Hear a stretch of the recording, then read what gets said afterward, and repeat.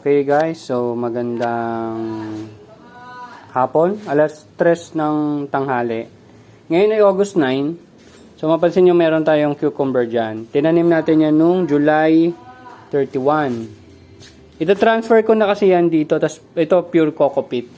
Pero meron na akong tinransfer dati, parang mga 3 days ago ito.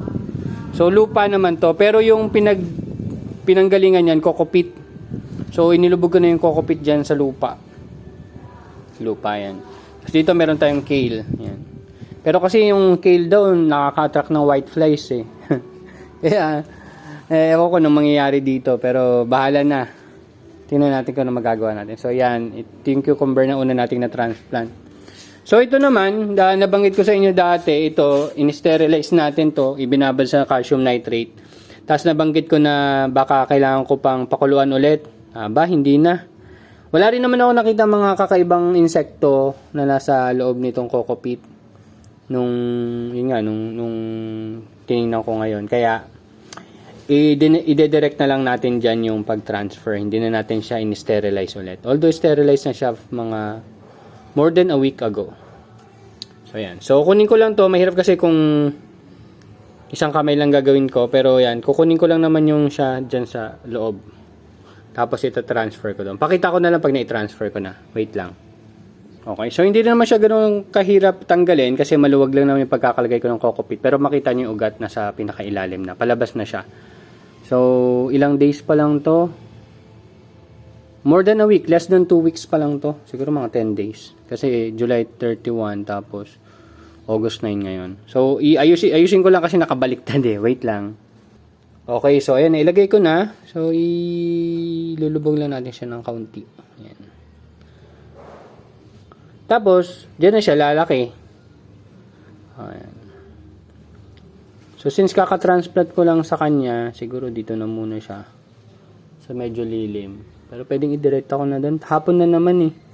Lagay ko, kaya niya na yan hanggang bukas. Ayan. So, kung nagtatanong kayo kung ano dinidilig ko sa kanya, sa ngayon, ang dinidilig ko sa kanya is yung pang lettuce pa.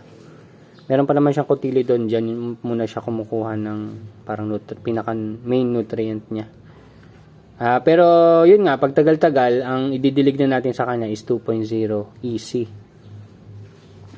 Yan. So, intact lang natin ng konti. Pero, hindi sobrang compact. Pero, mabilis kasi magugat to. Nung dati, nung 1 month na, nandito may nakita na ako mula dyan sa butas hanggang dito yan, yung ugat. 1 month yun, pero ito kaya hindi na natin pinaabot ng ganun katagal kasi nga baka ayoko eh. Ayan, lagay natin yan. Sengel 731. So dito ko na lang dito maraming maraming insekto eh. Hopefully, hindi siya pakilaman ng mga abnormal na ibon. Yun naman, hindi pinakalaman. Kaso baka kalkalin nila yung coco peat. Kasi yung iba kinakalkal nila. Ayun, kinakalkal nila. Ayun nga, natanggal yung kale natin, isang dahon ng kale.